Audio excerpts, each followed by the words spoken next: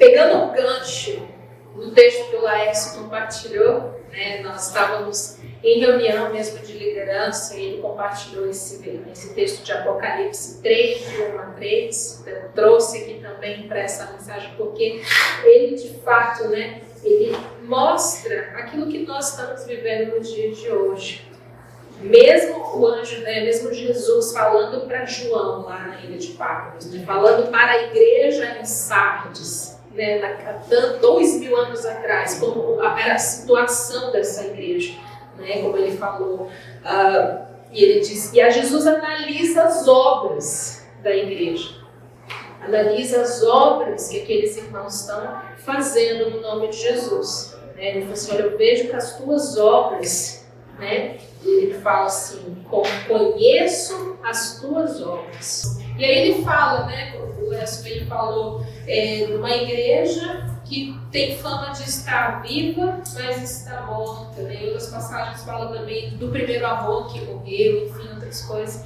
E aí Jesus faz uma exortação, né, para lembra-te do que tens recebido e ouvido. Né? Volta lá naquilo que você, né, no evangelho genuíno, Paulo fala, volta para Timóteo, volta na sã doutrina, observa a sã doutrina que você ouviu e recebeu quando você era criança, quando você, né, conheceu e recebeu o Senhor pela primeira vez, quando você, né, teve o seu novo nascimento pela primeira vez, quando você teve o seu encontro genuíno com Jesus. Volta lá e ouve, né? Veja o que você tem recebido e ouvido e guarda. Né? E aí ele ainda exorta ainda mais. E arrepende-te. O Senhor nos convida, né, a igreja, os irmãos crentes em Cristo Jesus, que tinham fama de estar vivos. Né? Eu tenho tudo, Deus me deu tudo. Mas as obras, o fruto não estava demonstrando. Né? E aí Jesus fala assim, olha, lembra-te do que você recebeu, guarda, arrepende-te, porque se você não vigiar, se você não estiver atento, eu vou voltar como ladrão, né, e eu vou vir sobre ti. Então tem muito a ver com essa palavra que o Lécio falou. E aí nós estávamos falando no sábado passado dessa igreja, desse novo exército de Deus que o Senhor está chamando nos dias de hoje. Mas o Senhor está chamando nos dias de hoje, tomando como referência um novo exército, né? A igreja de Atos. Nós estávamos comparando a igreja de hoje, né? E aqui é uma fala mesmo assim, né? Para crentes, cristãos já de longa data, Jesus está aqui comparando a igreja de hoje. Pensa, irmãos, nós hoje, vamos comparar, nós como igreja hoje, 2000 anos depois, a igreja em Atos tem muita diferença? O que vocês acham? Sim. Vamos lembrar lá da igreja em Atos, como é que eram os irmãos. Logo assim, logo quando Jesus, né, passou com eles 40 dias depois que ele ressuscitou. E ainda fez muitos milagres. E Jesus ensinou muitas coisas sobre o reino para esses irmãos. Né? Muitas pessoas viram Jesus ressurreto, com o corpo glorificado, comeram com ele, não era um fantasma, né? Mas era um corpo glorificado. Jesus continuou ressuscitando os mortos, curando os enfermos, libertando os cativos, pregando o evangelho do reino por 40 dias. Não 40 aí, né? 40 dias de jejum. Jesus passou 40 dias ensinando o propósito da igreja. E aí, ele chega o dia que ele deve, né, subir e voltar aos céus, e aí ele volta agora com seu corpo glorificado, e aí o nome dele exaltado acima de todo o poder, né, nos céus dos céus ele está, a palavra diz que ele está assentado, né, à direita do trono de Deus. Imagina isso, imagina que, né, nós estamos aqui na terra, e aí nós temos as regiões celestiais acima do dom, né? Céu e inferno acima do dom. E aí nós temos o céu 1, céu 2, céu 3, né? Paulo foi arrebatado até o sétimo, né? Terceiro céu, sétimo céu, sei lá quantos céus que ele foi arrebatado, mas Jesus está muito acima de tudo isso. A palavra diz que os seus pés, né? A terra é o estrado dos pés de Deus e de Jesus. Então ele deixou, né, uma revelação, e a igreja de Atos viu e recebeu essa revelação do Senhor a tal ponto. Pensa, irmãos, o que esses homens e essas mulheres ouviram de Jesus que deixaram essas pessoas tão firmes no seu propósito a ponto de darem a sua vida para morrer, a ponto de perder, de entregar totalmente, a ponto de serem presos, perseguidos, maltratados, mortos, jogados dentro de coliseus para leões comerem, de pais e mães verem seus filhos serem destroçados por leões famintos. O que esses homens receberam e viram e tocaram, né, de tão extraordinário e de tão poderoso que eles não tinham medo da morte? Por quê? Porque eles viram o Senhor ressurreto e glorificado, né? E eram pessoas o quê? Né, na palavra do sábado anterior nós falamos, né, que eram pessoas simples. Não eram lá os fariseus da sinagoga que ficavam julgando Jesus, né? Os fariseus, vamos colocar assim, as pessoas religiosas daquela época, os judeus tradicionais, né, religiosos daquela época, eles queriam muito pelo contrário, eles queriam abafar, queriam que ninguém soubesse que Jesus estava ressuscitado. Eles tentaram, não vamos dizer que roubaram o corpo dele, não vamos pagar aqui esses soldados, ou então fim desses soldados. Os soldados tiveram a revelação, né, tão gloriosa que foi a ressurreição de Jesus, mas as pessoas religiosas, elas estavam tão cegas, que elas não quiseram admitir um momento tão sobrenatural que nunca houve na face da terra. Agora imagina, as pessoas religiosas daquela época lá e as pessoas religiosas dessa época agora. Então a gente estava fazendo uma comparação, até a mensagem do sábado anterior, né, comparando a igreja de Atos, essa igreja que viveu tudo isso, né, que quanto mais perseguida, mais unção de Deus ela tinha, mais revelação de Deus ela tinha, mais mover de Deus ela tinha. Quanto mais esmagada, quanto mais pisoteada, mais o poder de Deus se manifestava naquele povo. Os milagres aconteciam o tempo todo, era um avivamento de Deus. O que era o avivamento de Deus naquela época? Né? Era isso, as pessoas traziam de longe seus familiares, né? As pessoas que estavam doentes, falando assim, olha, Jesus passou aqui, Jesus ressuscitou, mas ele deixou o povo, os discípulos deles fazem as mesmas coisas que Jesus fazia. Então vamos até eles, porque nós precisamos, vamos levar aqui os nossos parentes que estão doentes, vamos levar porque eles também têm o mesmo poder do mestre deles. Então vamos também, onde que eles estão reunidos? Né? Eles estão reunidos numa casa lá, eles estavam escondidos, né? Vamos até onde eles estão. Então as pessoas tinham fome e sede, elas queriam estar perto dos discípulos de Jesus. Não, eles conversaram com eles, né, com Jesus, eles estavam perto e eles estão fazendo a mesma coisa que o mestre deles fazia. Eles estão ensinando essa palavra poderosa, eles estão pregando as boas novas dos reinos, eles estão curando os enfermos, os discípulos, os 12, né? E eles estão expulsando os demônios. Vamos levar também os nossos parentes que estão oprimidos. Onde é que é a reunião deles? Diz pra gente que a gente vai lá. A gente quer ir lá agora. Imagina essa situação. Hoje aí a gente, como é a nossa situação hoje, né? Vou colocar aqui o meu testemunho pessoal. Aí eu chamei a minha mãe para vir para a nossa reunião. Falei, mãe, vamos cultuar o Senhor, né? E aí a minha mãe falou assim, tadinha da minha mãe, né? Tá com problema de saúde e tudo. Ela falou assim, não, coloquei um colírio no olho, tô usando um remédio, meu olho tá muito inflamado, ela tem doença autoimune. E aí, não, eu quero ficar em casa, não, sem condições hoje não dá para ir para a igreja cultuar o Senhor também. Aí eu fiquei pensando assim, poxa Deus, a gente está bem longe de ser a igreja em Atos, né?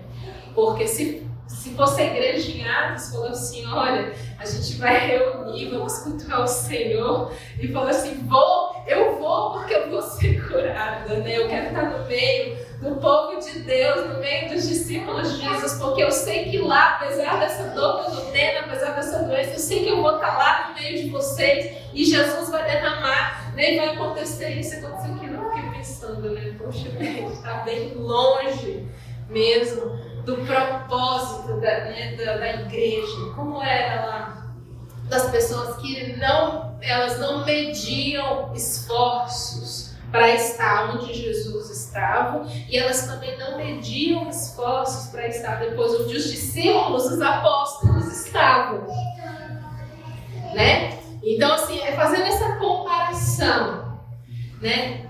Imagina assim, hoje cada um de nós aqui, né, que tem mãe, que tem pai, tem um parente que está doente, que está sofrendo, né? E aí a primeira coisa que a gente faz é o quê? Vamos orar, né? Vamos orar.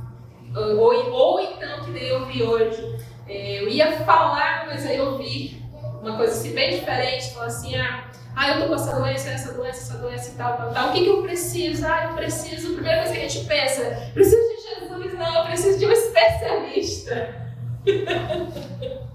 Aí eu tava lá na cozinha, né, lavando a geladeira lá, aí eu queria falar, vamos orar, preciso de Jesus. Não, eu preciso de um especialista. Eu pensei, Jesus é especialista. Né? Jesus é especialista em curar, em ressuscitar, em libertar. Né? Jesus é especialista nisso.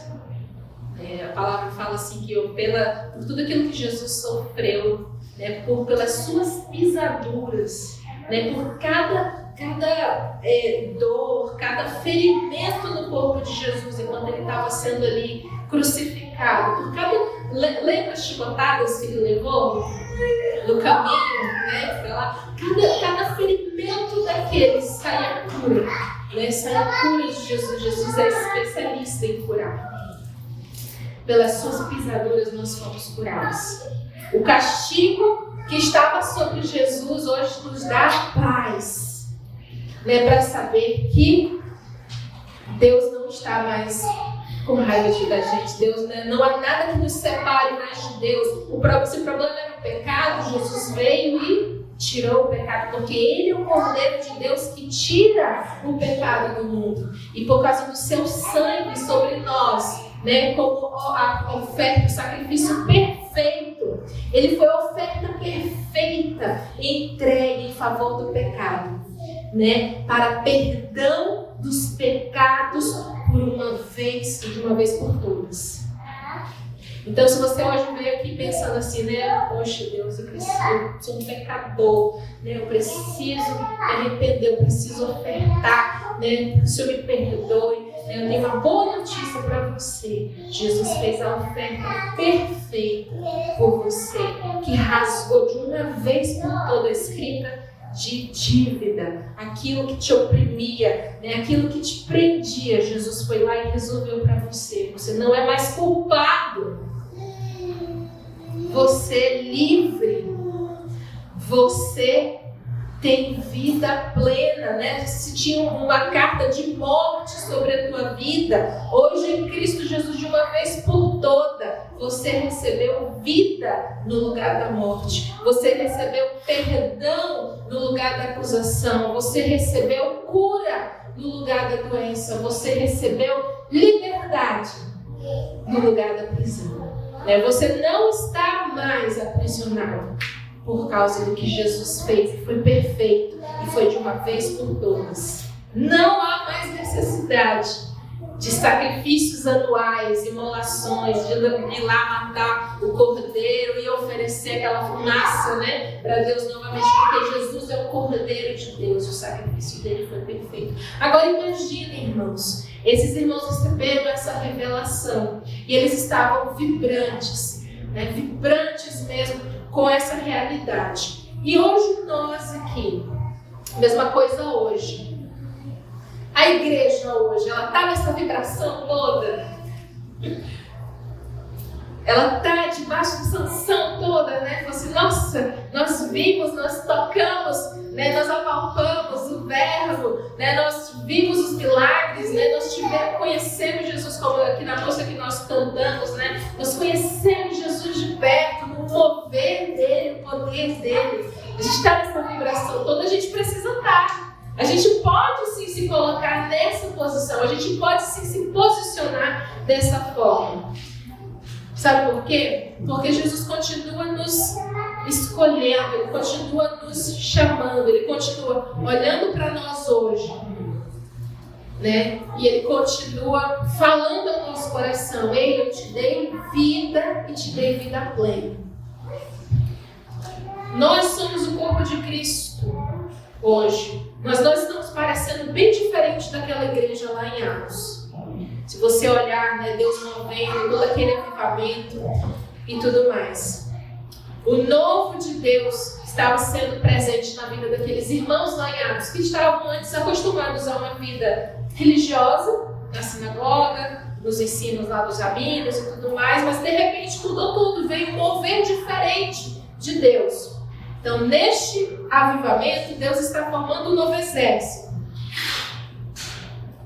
E quais são as características desse novo exército de avivamento do Senhor? É um exército que ele é puro de coração. Tem pureza. Né? É um exército que é como uma criança. Que confia, que espera no seu pai. Que confia no seu pai firmemente. São pessoas, são crentes, né? Que são humildes. Tem humildade no coração para aprender com o Senhor, aprender com o novo do Senhor. Estão disponíveis para receber o novo que Deus está trazendo. Deus está nos trazendo através da sua palavra. Né? Não são como aquelas pessoas religiosas, aqueles fariseus que, apesar de terem vivenciado tudo o que vivenciaram, ainda continuaram negando o novo agir de Deus, o novo mover de Deus. Eles queriam, na verdade, esconder, abafar, para que ninguém soubesse. Eram pessoas o quê? Pessoas céticas. Né? A religiosidade, né, deixa mais cético. Eu só acredito se ver. Mas a palavra fala que a gente precisa crer primeiramente. Orgulhoso. Deus não está procurando pessoas assim. Então, para a gente compreender isso, nós devemos então estar focados. Compreender o que Jesus está trazendo para nós, para o nosso coração hoje. É preciso estar livre de toda distração. Distração do quê? Distração das coisas do mundo. Distração da religiosidade, muitas das vezes até mesmo do que os parecidos com os fariseus, as pessoas religiosas, ou até mesmo com o nosso preconceito religioso. A gente precisa estar focado no novo de Deus. E aí, para isso, falando de pessoas religiosas, muitas das vezes nós, com nossos anos, né, de escola teológica, de tudo que a gente já aprendeu, já vivenciou, a gente foi se tornando também bem religioso. Lembro que no sábado passado eu falei sobre isso. A gente, na ânsia de sair, né, de um status religioso, eu não quero estar mais, né, pertencente a uma igreja institucional, não quero mais fazer parte da religiosidade. A gente acabou saindo de um sistema religioso e acabamos adaptando ao nosso próprio sistema religioso de não ser religioso. Né? Já percebeu isso? Porque assim, sair do sistema é mais do que meramente sair de um lugar para um lugar B. Porque o sistema do mundo, o sistema mesmo do anticristo, o sistema da besta, ele não engloba só o sistema religioso. Ele engloba o sistema econômico, educacional, cultural, né? É o sistema do mundo inteiro. A palavra fala que o mundo jaz no maligno. Então, tudo que há no mundo, as riquezas, a soberba da vida, a concupiscência dos olhos, tudo isso provém de Deus, irmãos? Não, provém do maligno, né? Então, assim, e são distrações. Então, a questão aqui que nós estávamos vendo, né? Para nós estarmos focados no novo de Deus, sem distração. Mas a maioria dos que vão perseguir aqueles que querem estar focados no novo de Deus, aqueles que querem buscar o propósito mesmo de Deus, o propósito eterno de Deus, que é filhos semelhantes a Jesus, né, que cumpram a vontade do Pai nesse mundo, né, o qual eles não fazem parte. Jesus mesmo falou sobre isso. Olha, se vocês não são desse mundo, assim, eu não sou desse mundo, eles me odiaram, vocês não são desse mundo, vão odiar vocês também. Quanto mais próximo do propósito de Deus nós buscamos estar, mais distantes e mais separados do mundo nós ficamos. Porque não tem como você querer cumprir finalmente o propósito de Jesus, o propósito de Deus, ainda estando amoldado no sistema do mundo. E aí não é só sair de um sistema religioso e entrar no outro. Ah, mas eu continuo ainda preso ao sistema financeiro, eu continuo preso ao sistema cultural, eu continuo preso ao sistema educacional. Não, o Senhor fala para nós sairmos totalmente. Sair completamente. Isso vai acontecer, querendo ou não. Você queira ou você não queira. Isso vai acontecer assim que o filho da iniquidade se manifestar. Né? E aí é onde o Senhor de fato faz, né? Onde há separação de fato entre as ovelhas e os bodes, entre o joio e o trigo. Né? Porque apesar do joio ser muito parecido com o trigo, ele não dá fruto. No trigo há fruto. Só que ambos vão ser peneirados e vão ser jogados no moinho. Porque para tirar o fruto do trigo tem que espremer. Para tirar o fruto do joio tem que espremer. Só que quando espreme tanto o joio quanto o joio não tem fruto. O trigo tem. Né? Então, é no momento de tribulação, é no momento de angústia que nós mostramos onde nós estamos enxertados. Em Romanos 9, Paulo, né, que viu que o povo não estava aberto para receber Jesus. Eles queriam ser os primeiros, lá os religiosos. Por quê? Porque eu sou filho de Abraão.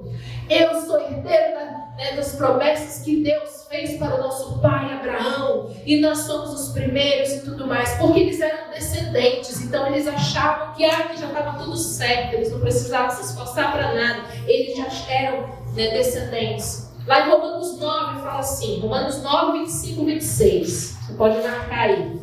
Olha só a ironia da coisa. Né? Romanos 9, 25 e 26. Como também diz em Oséias: chamarei meu povo ao que não era meu povo, e amada a que não era amada. E sucederá que no lugar em que lhes foi dito: vós não sois o meu povo, aí serão chamados filhos de Deus vivo.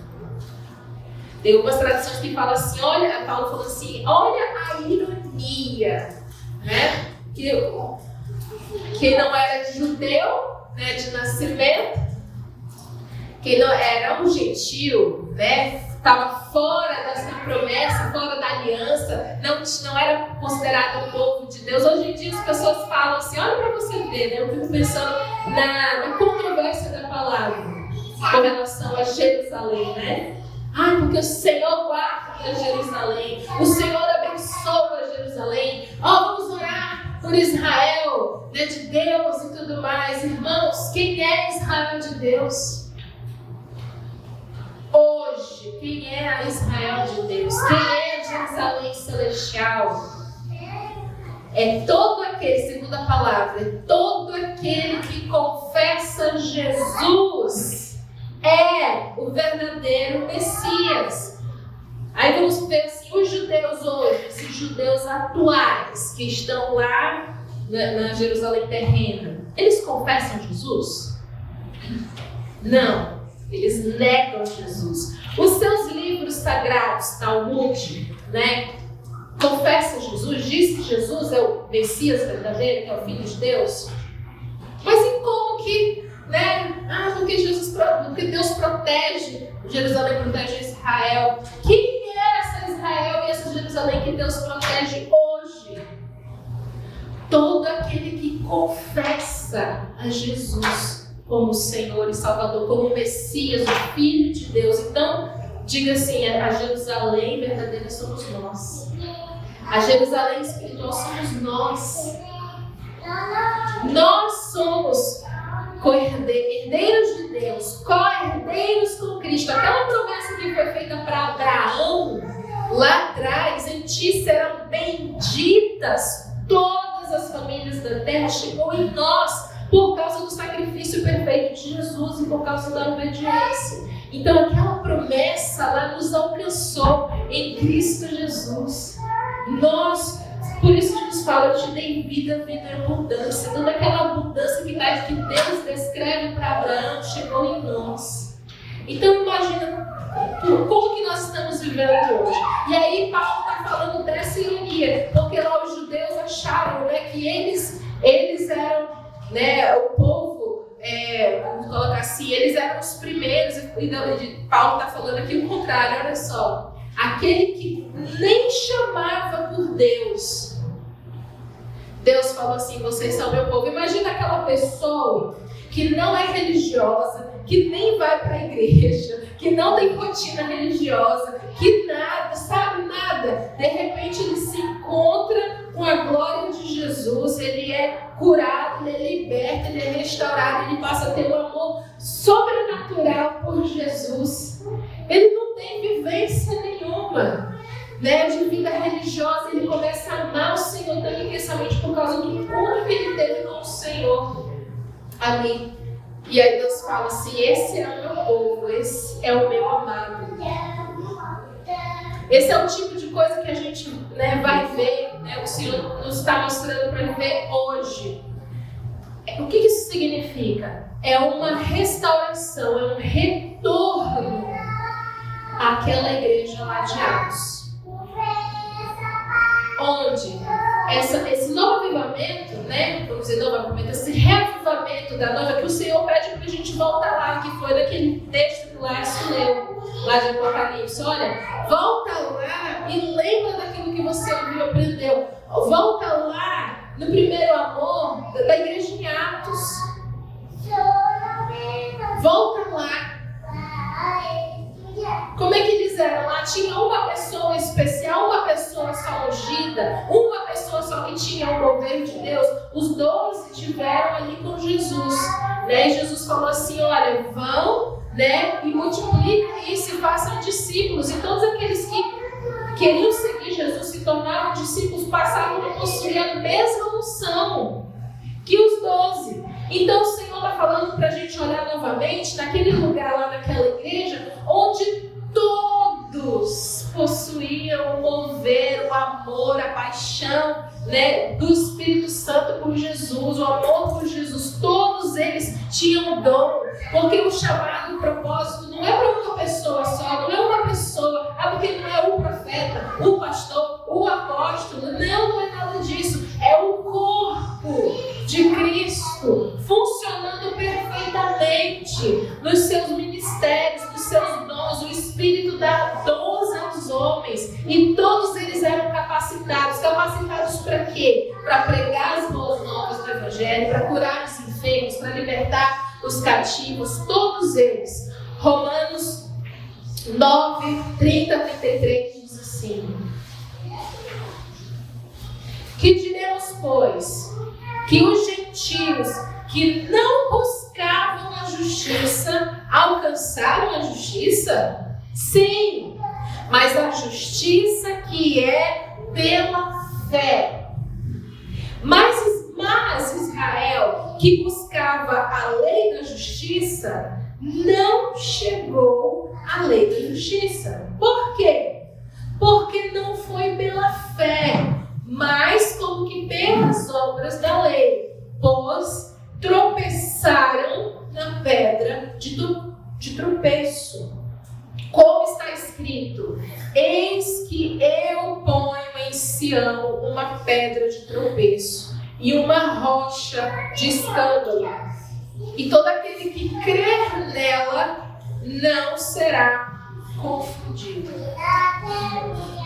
Agora olha só, os gentios que não buscavam Senhor, que não buscavam a Deus, que não conheciam as promessas, que não conheciam da aliança que o Senhor fez com Abraão, né, e com os patriarcas, e com os profetas, e com o seu povo. Ele está dizendo que eles alcançaram a promessa. Não por causa das obras da lei, mas por causa de uma palavrinha bem pequenina, mas que diz muito. Por causa da fé. Porque eles creram.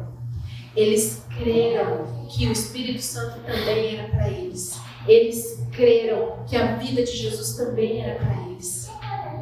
Eles creram que a vida plena, abundante, transbordante que Jesus veio e conquistou também era para eles. Eles creram.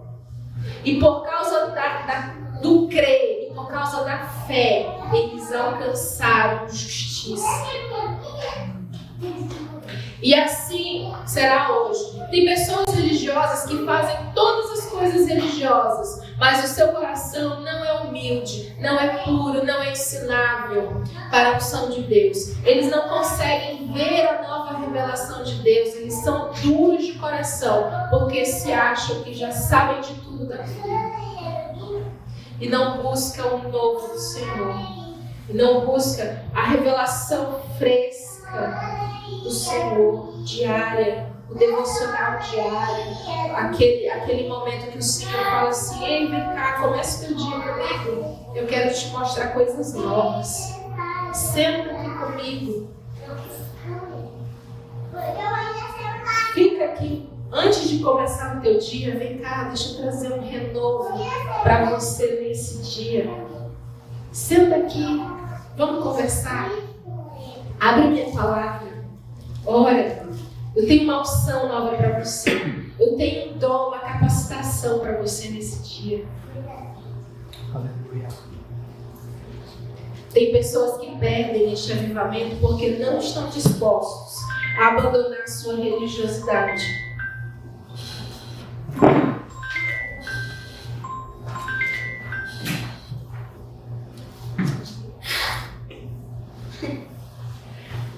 Eles perdem esse avivamento, essa unção nova.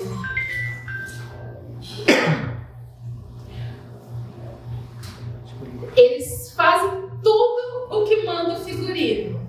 Pregam, cantam, fazem boas obras, mas não conseguem perceber o novo de Deus. O vinho novo de Deus.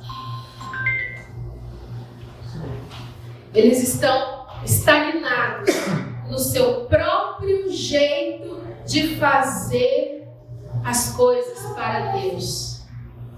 No seu próprio jeito de andar como igreja. Estão estagnados.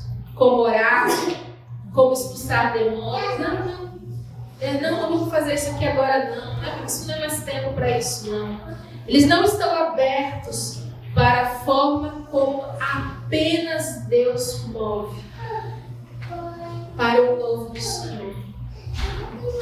Neste avivamento, Deus não está colocando a sua unção apenas em uma ou duas pessoas, mas em todo aquele que crê, que pela fé em sua palavra, de coração, de forma pura, humilde, como criança que é escolhida por Deus. Essa é a diferença. É um avivamento que Deus está derramando, é um novo de Deus, é um vinho novo de Deus que Ele derrama sobre todo homem e toda mulher que crê e que busca com sinceridade de coração.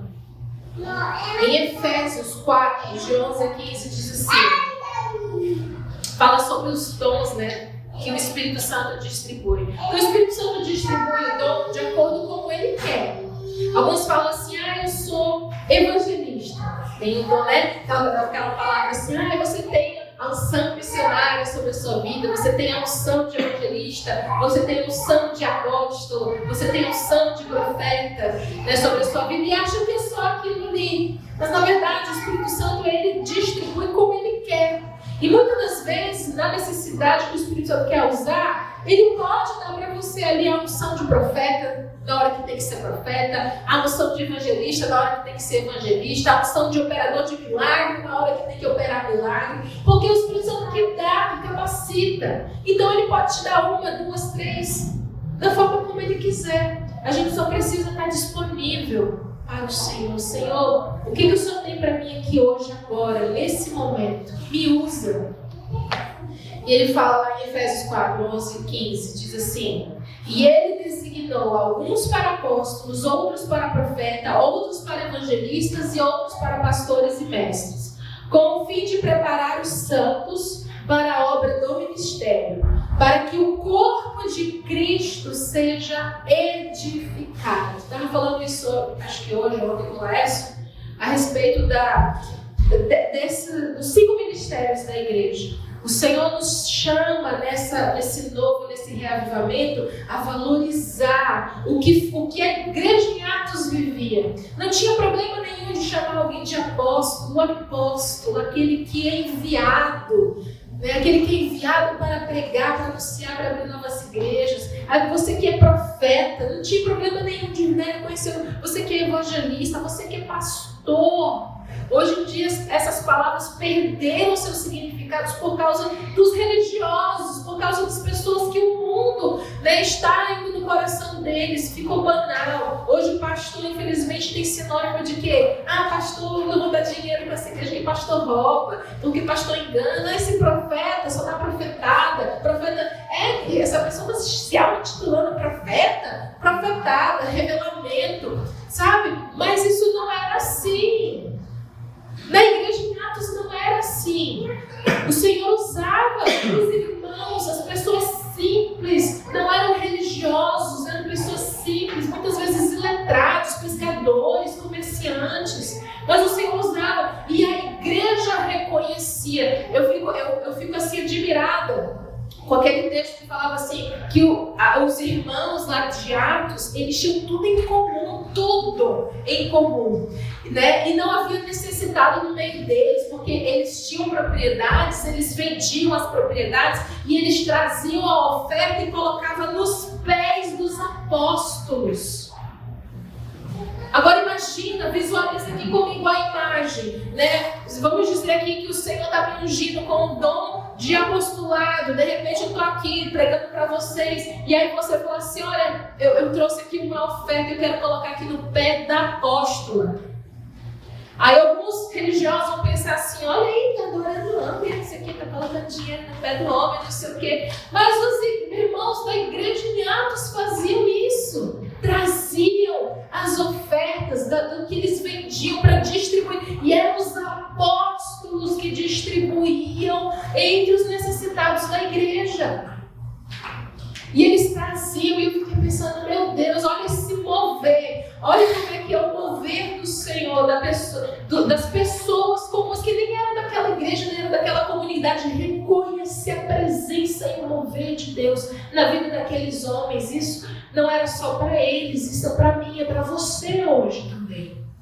É para cada um de nós, mas somente para aqueles que querem, para aqueles que estão disponíveis para o novo vinho do Senhor, com um coração puro, simples, como criança, né? E eles reconheciam isso. Eu ficava pensando: meu Deus, olha o temor dessa gente, de saber que havia um poder de Deus sobre a vida daquelas pessoas. Muitos ali estavam sendo curados, outros libertos, outros sendo batizados no Espírito Santo. E fala assim que o temor daquela população é uma cidade inteira.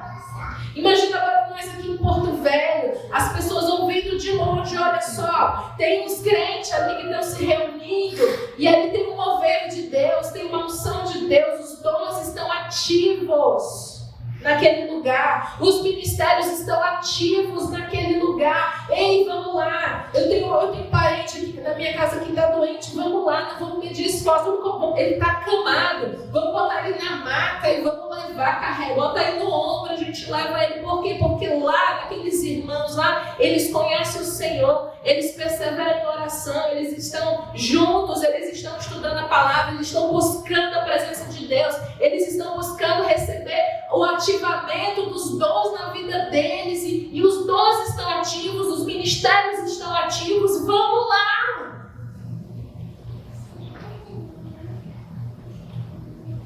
Esse é o propósito de Deus para nós.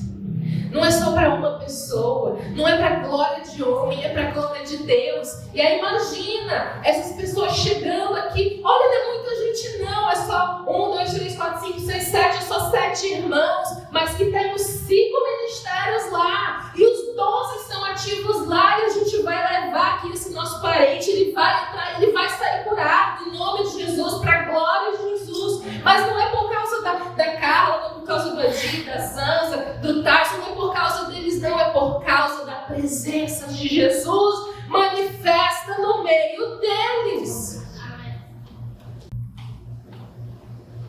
É por causa desse novo mover de Deus. Mas isso é para qualquer pessoa, é para pessoa religiosa, dura de coração, que não quer abrir mão de tudo que aprendeu. É para pessoa que está sinceramente disponível para o novo de Deus. Para o novo de Deus todos os dias. Senhor, eu quero fazer esse jejum aqui porque eu estou muito carnal. Eu estou muito agressivo. Eu estou muito irritado. Eu estou muito isso, Senhor, mas eu vou fazer esse jejum de 40 dias porque eu quero mortificar a minha carne. Eu quero saber como é que é a Carla espiritual. Sabe, eu quero que a Carla carnal se renda à Carla espiritual. Obedeça a carga espiritual. E eu vou fazer esse jejum aqui porque a carga carnal que ainda habita em mim, e eu só vou ficar livre dela quando ela morrer. É isso que significa que o mais novo se submete ao mais velho. Né? O mais velho submete ao mais novo. Então, nós fomos revestidos de um novo homem espiritual. Há um corpo espiritual dentro de nós.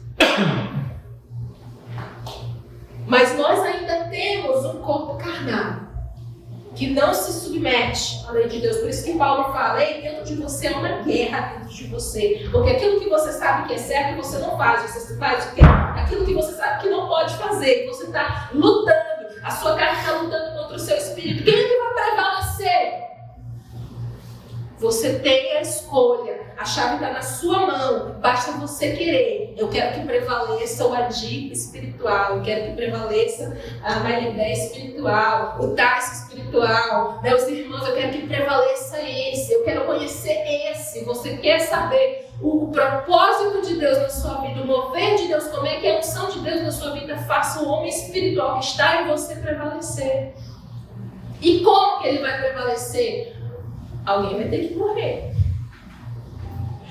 Alguém vai ter que morrer. Por isso que a palavra fala, né? Olha, se a semente, quando ela cai na terra, se ela não morrer, ela fica só.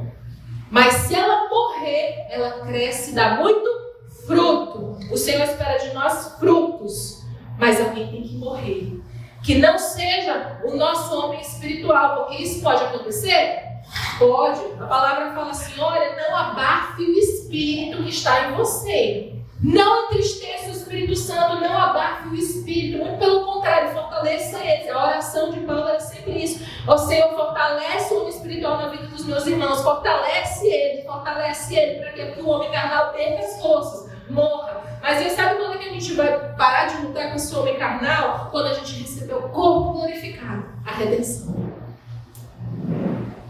Até lá é guerra, até lá é luta. Mas o Senhor nos garante vitória porque Ele já venceu. Ele já matou esse corpo de carnal do pecado. E Ele falou assim, olha, eu venci, você também venceu. Eu venci por você. Eu fiz o mais difícil por você. E eu já te dei vitória. Você só precisa o quê? Como Paulo falou. Crer. Crer. Eu creio, Senhor. O Senhor diz que me curou. Eu creio. Eu sou curado. Eu tenho saúde. O Senhor diz que já me libertou. Eu creio. Eu sou liberto. Não aceito mentira de Satanás aqui. Dizer que eu ainda estou cativo nisso. Não aceito. O Senhor diz que me libertou. Eu vou continuar andando, crendo nisso. O Senhor me curou. O médico falou que eu preciso procurar um especialista, um neurologista, um ortopedista, um reumatologista. Não, você só precisa crer que você já tem saúde perfeita no seu corpo. Só precisa crer. Porque crendo e confessando com a boca, eu lembro agora do sábado passado, é crendo e confessando que as coisas acontecem. É crendo e declarando. Lembra que eu falei isso lá no início, né, da tentação vir para você e você tem que resistir? Como é que você resiste à tentação? Declarando a palavra. Como é que você resiste às mentiras de Satanás? Dizer, você está doente, você vai morrer, você vai isso. É ataque de pânico, crise e tal. Não, peraí, tem uma coisa errada, senhor. Não, eu sou crente. Tenho a vida de Jesus, tenho tudo. Tem uma coisa errada? Tem mesmo. Qual é a mentira de Satanás que está aqui? Né? Não, Senhor. O Senhor disse que me deu vida plena, vida em abundância. E é nisso que eu creio. Tudo isso para quê, irmãos? Para nos preparar como bons soldados de Deus. Para nos aperfeiçoar. Para que a gente possa, sendo capacitado pelo Senhor, destruir as mentiras de Satanás que vem contra nós, que vem contra a nossa vida, para nos humilhar, para nos distrair do propósito de Deus, né? E para ajudar os outros também, irmãos, porque não é só para nós, é para todos os que estão ao nosso redor. A gente vê uma pessoa que está sofrendo ao nosso redor e a gente tem uma palavra de ânimo na boca para falar assim: você não precisa estar sofrendo assim, não. Quer saber de uma coisa? Jesus tem vida plena para você. Né? Essa palavra é para nós, ela começa a partir de nós, ela nos transforma e nos capacita para que a gente também vá entregue para os outros, que a gente compartilhe. Esse é o compartilhar do pão, esse é o compartilhar do corpo de Cristo, é isso que discerne o corpo. E essa é a chave que destrava esse avivamento, obediência à palavra de Deus para o mover e a unção de Deus em nós. Para terminar, queridos, vou deixar o texto, vocês podem meditar em casa, tipo tempo, né, em casa, hoje à noite, ou no devocional. 2 Timóteo 3, 10 a 15, anota lá. 2 Timóteo 3, de 10 a 15. Tu, Paulo falando para Timóteo, né? Tu, porém, tens seguido a minha doutrina, modo de viver, intenção, fé, longanimidade, amor, paciência, perseguições e aflições, tais quais me aconteceram em Antioquia, Icônio e Listra. Quantas perseguições sofri, e o Senhor de todas me livrou. E também todos os que piamente querem viver em Cristo Jesus padecerão perseguições. Mas os homens maus e enganadores irão de mal a pior, enganando e sendo enganados. Tu, porém, permanece naquilo que aprendeste e de que foste inteirado, sabendo de quem o tens aprendido, e que desde a tua meninice sabes as sagradas escrituras que podem fazer-te sábio para a salvação pela fé que há em Cristo Jesus. Eu destaco aqui, né, que ele fala no versículo 12. Mas os homens maus e enganadores irão de mal a pior, enganando e sendo enganados. Tem uma outra passagem que Paulo também fala, né, para Timóteo, fala em suas cartas, fala assim, para nós não sermos como crianças. O Senhor nos chama para a maturidade. Ele fala que nós precisamos ter um coração de criança, aquele que confia, espera no seu Pai. Mas, ao mesmo tempo, essa unção que Ele derrama sobre nós vai nos capacitando para que a gente chegue até a maturidade, para que a gente seja sábio. E como a gente é sábio? Pela própria unção de sabedoria que nos é dada, a ponto de nós sabermos discernir e não sermos enganados por homens maus e enganadores. O Senhor fala que eles vão enganando e sendo enganados, eles vão de mal a pior. Ele fala para nós não sermos como crianças inocentes, sendo levados para um lado e para o outro, né, por vento de doutrinas, né, mas para que a gente beba da palavra pura que sai da boca de Deus.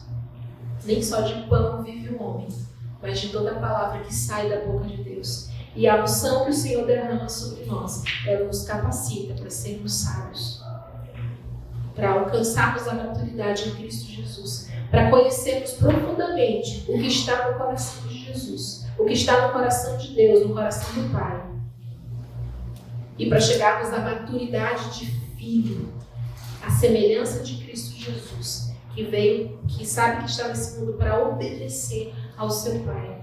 Fique de pé, queridos.